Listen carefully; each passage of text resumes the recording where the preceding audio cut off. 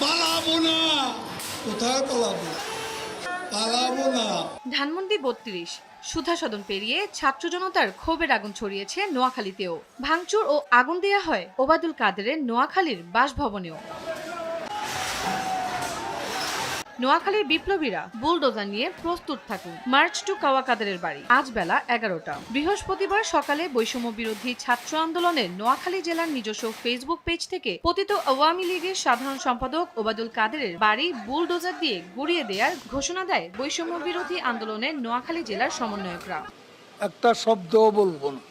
সারা দেশে শিক্ষার্থীদের ওপর হামলা ও উস্কানিমূলক বক্তব্যের জন্য হাসিনার পর অন্যান্য নেতাকর্মীদের শীর্ষে ছিলেন ওবায়দুল কাদের। ওবায়দুল কাদের কাওয়া কাদের নামেই বেশি পরিচিত ছিলেন। পালাবো না। কোথায় পালাবো? পালাবার পথ পাবো না। ওবায়দুল কাদের ওরফে কাওয়া কাদের প্রতিবার প্রতিশ্রুতি দিয়ে কথা না রাখলেও নোয়াখালী সমন্বয়করা যেমন ঘোষণা তেমনই কাজ করেছেন। বৃহস্পতিবার তার বাড়িতে চলছে ছাত্র জনতার এমন ভাঙচুর, কাওয়া কাওয়া স্লোগান দিতে দেখা যায়। বিক্ষোভকারীরা জানায় এত বছরের রাগ ও ক্ষোভের বহিঃপ্রকাশ ঘটাচ্ছেন ছাত্র জনতা।